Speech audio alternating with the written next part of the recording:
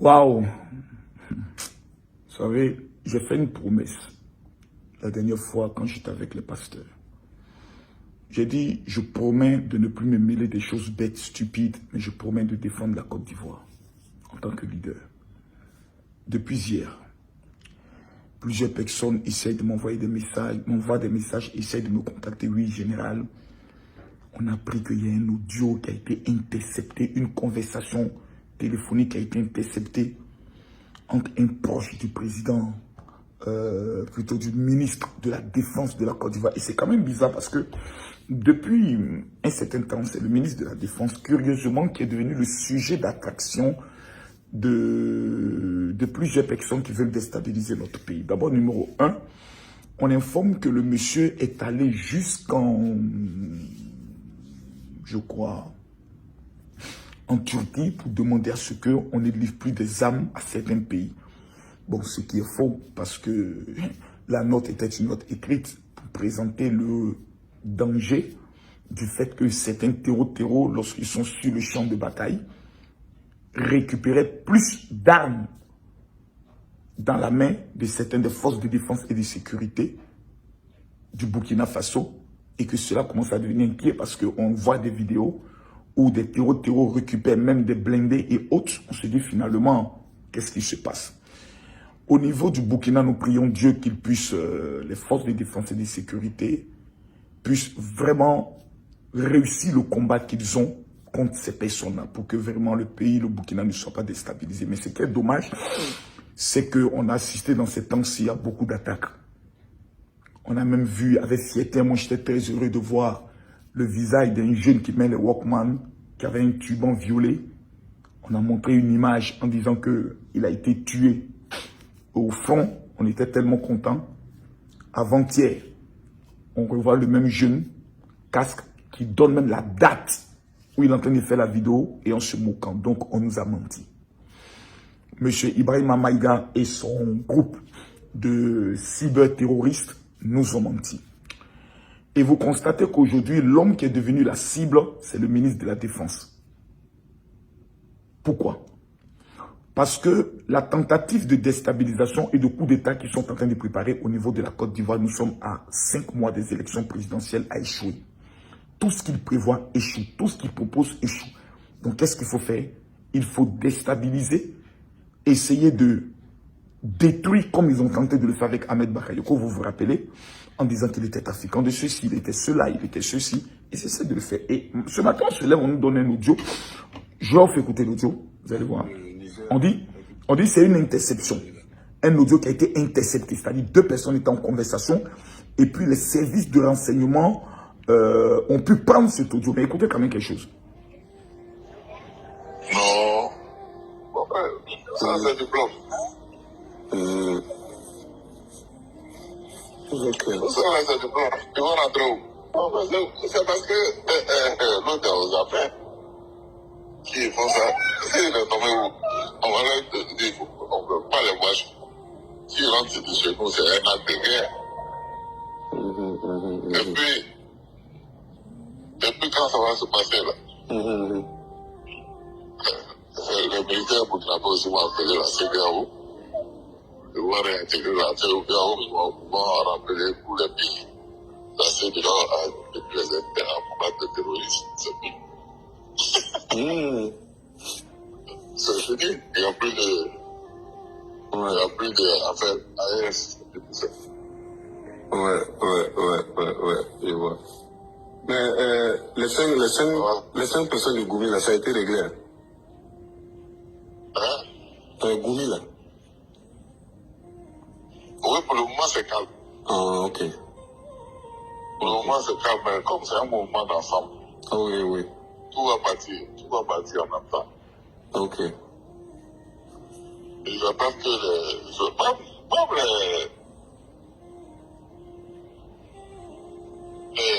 les groupements là.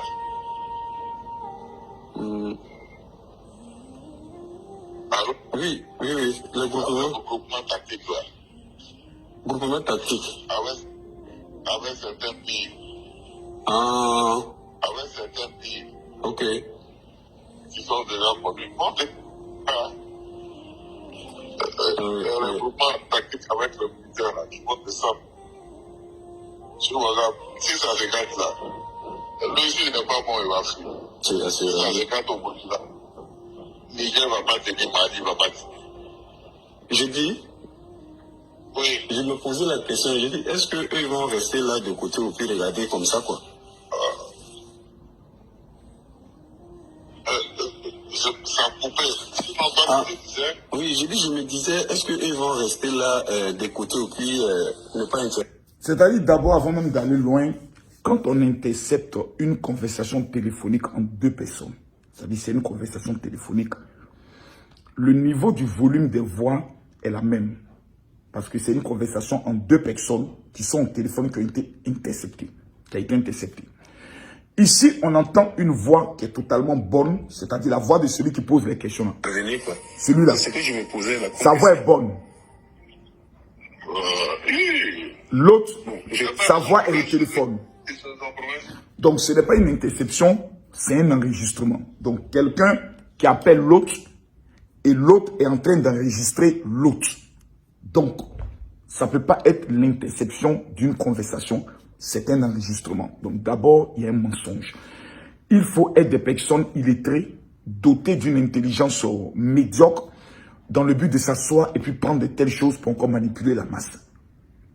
Il y a actuellement trop d'attaques sérieuses dans la plupart des pays de l'AES. Le Niger, comprenant son incapacité à pouvoir régler ces choses, a été obligé de rappeler les États-Unis. Donc aujourd'hui, on a l'impression que tout ce qu'on nous a raconté, en disant que nous sommes souverains, non, on constate qu'il y a un pipeau. On constate que les millions qui sont donnés chaque jour aux soldats, aux mercenaires russes, dans le but de pouvoir protéger, que ce soit le Mali, le Burkina et le Niger, a échoué. Ça, on est face à un échec lamentable, total. Maintenant, qu'est-ce qu'il faut faire? On va créer maintenant des audios pour manipuler les masses, pour prendre des petits illettrés qui sont sur TikTok, pour les dire galvaniser les gens et autres. Et celui qui distribue un peu d'argent, que M. Ibrahima Maïga, va les payer un peu. Vous savez, j'ai même vu des TikTokers et TikTokeuses au nez suspect qui sont sur les réseaux sociaux en train de faire des panels donnant même la parole aux personnes qui sont intégrées dans une manifestation de déstabilisation de notre pays. Et je constate que la Côte d'Ivoire est un État un peu faible. Ça, je le dis. Parce que moi, président de la République, je te fous aux arrêts. C'est-à-dire, je demande au service des renseignements de te prendre parce que tu détiens des informations. Fais monter sur ton TikTok des personnes qui appellent à la déstabilisation de la Côte d'Ivoire. Je te prends à la minute près pour complicité de déstabilisation. Au calme. Parce que ces personnes, numéro 1, depuis lors, ça parle à cause des petites miettes qu'on les donne à la fin du mois. Parle, il n'y a aucun volume, il n'y a aucune... La Côte d'Ivoire, j'aimerais vous dire aujourd'hui, demain et après-demain, les personnes qui peuvent déstabiliser ce pays-là ne sont plus nées. C'est-à-dire, ils n'existent plus. La Côte d'Ivoire a pris une trajectoire de développement. On attend bientôt notre métro. On a la nouvelle maquette de 13 villes qui va ressembler en bordure de Lagune, je peux le dire, à Manhattan et New York. Nous, on ne recule plus. Nous, on ne recule plus dans la bêtise. Nous, on ne recule plus autant où des dozos seront dans des rues en train de pouvoir racketter des gens. Non, nous, on n'est plus à ce niveau-là. Et quand je parle des dozos, je ne parle pas des dozos de la Côte d'Ivoire. Je parle des sales dozos qui viendront de certains pays qui actuellement ont trop de problèmes. Nous, on n'est plus à ce niveau-là. Nous, on va aux élections en octobre. On a plusieurs candidats très sérieux. L'ancien, comme il s'appelle, préfet d'Abidjan est candidat. Nous avons M. Jean-Luc Bion qui est candidat. Si certains ne veulent pas être candidats, on a des personnalités sérieuses que des Ivoiriens peuvent donner leur voix. Et puis nous, on avance. Donc, votre petite comédie d'enfant que vous êtes en train de mettre en place là, moi je vous donne un conseil. Allez vous enrôler pour aller combattre les terroristes. C'est là-bas surtout le vrai. C'est-à-dire la vraie bataille, c'est là-bas. On a des soldats burkinabés qui perdent leur vie. Des soldats maliens qui perdent leur vie. Où on doit payer pour eux les soutenir. On essaye de monter des petits complots. Ah, on a intercepté un audio. C'est ça qui est une interception. Quelqu'un en train de parler enregistre et appelle son ami. Il enregistre, il essaie de poser des questions techniques pour enregistrer. Et puis un matin, on se lève, oui, un proche du ministre de la Défense. Quand vous regardez le ministre de la Défense de la Côte d'Ivoire, Lui n'a rien à faire pour aller chercher à déstabiliser des pays qui sont déjà déstabilisés. Lui n'a rien à faire pour aller chercher à déstabiliser des pays qui sont déjà déstabilisés. Maintenant, vous avez arrêté d'accuser la Côte d'Ivoire. Maintenant, c'est la Guinée on accuse. Maintenant, c'est tous les peuples. Parce que le groupe Telegram de M. Maïga, là, petit, c'est ton groupe Telegram qui est ici, non? C'est ton groupe Telegram qui est là, non?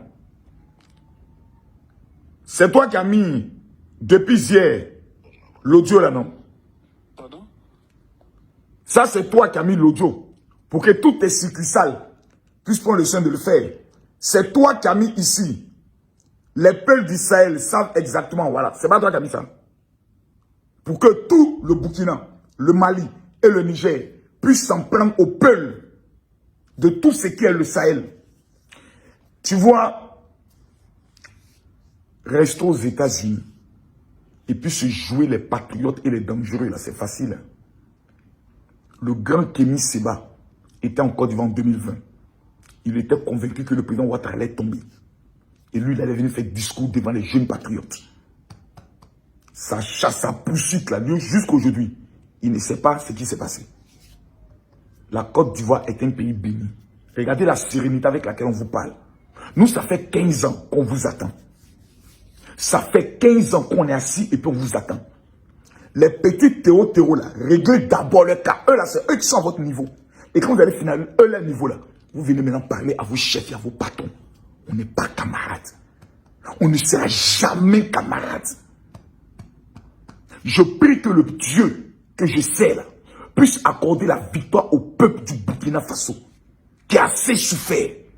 Mais vous qui venez mentir à ce peuple, voilà tel terreau qu'on a tué et puis 2 jours plus tard on voit son visage et vous n'avez pas la capacité de venir présenter vos excuses pour tout le mensonge. Votre fin sera vraiment pitoyable. Parce que vous n'avez même pas le respect de la mémoire de ces braves soldats qui tombent au front. Tandis que vous nous avez rassurés que vous avez tous les drones qu'il faut. Vous avez tous les Russes qu'il faut. Mais malgré ça, c'est encore difficile. S'il vous plaît, à un moment donné là, la Côte d'Ivoire est un pays trop sérieux, avec des dirigeants trop sérieux, pour tomber dans vos bassesses. Des petits larbins, tels que Johnny Pacheco, la guêpe, qui s'assoit, qui transpire pour avoir le miette à la fin du mois. Là. Parce que tout simplement, tu les as promis des passeports diplomatiques, des nominations au niveau du gouvernement. Je parle du Burkinabé là. Traite avec eux. Nous là, on a un seul combat. Comment rester la première puissance économique de l'UEMOA, c'est-à-dire vos chefs. On n'a pas le temps pour les enfantillages. À bon entendeur, salut. Maintenant, vos audios à la con là, allez remultiplier ça 1000 fois. La Côte d'Ivoire n'a pas le temps de céder à votre haine. Nous avons construit des villages entiers pour recevoir, pendant que le Burkina rapatrie les Burkinabés. Nous là, on les garde chez nous. On les protège chez nous, dans des villages. Les Burkinabés sont très bien reçus et à l'aise en Côte d'Ivoire. Le seul président sous lequel les Burkinabés vivent, les Maliens vivent, les Nigériens vivent, les Guinéens vivent, avec la joie au cœur, s'appelle Alassane Ouattara. En dehors de lui, si c'était d'autres présidents qui étaient au pouvoir, que vous vous amusez à faire ce genre de plaisanteries, les représailles sur vos populations allaient être à la minute. Mais sous Alassane Ouattara, il n'y a même pas un Ivoirien qui peut avoir le courage de dire qu'il va s'en prendre à eux. Parce qu'il nous a donné ce qu'on appelle une éducation d'élégance. Si vous avez été mal élevé par vos parents, mal élevé par vos personnes, que vous suivez comme des moutonniers, sans être capable d'aller vous enrôler pour combattre au front, nous on n'a pas ce temps-là. Vous avez compris? Le président de la Guinée a dit quelque chose de fort. Il dit, mon professeur, pour voir tout le développement de mon pays, là, s'appelle Alassane Ouattara. Venez voir en Guinée ce qui se passe au niveau du développement. Quand vous n'avez rien à dire, allez vous enrôler pour aller combattre au front. Nous là, on n'est pas vos camarades et on n'a pas le temps pour des États qui sont déjà déstabilisés par des attaques terroristes. Et nous prions Dieu qu'il puisse régler leurs problèmes, mais sans nous impliquer dans les imbécilités. À bon entendeur, salut. Monsieur le président Alassane Ouattara, que Dieu vous bénisse. Monsieur le ministre de la Défense, que Dieu vous donne longue vie.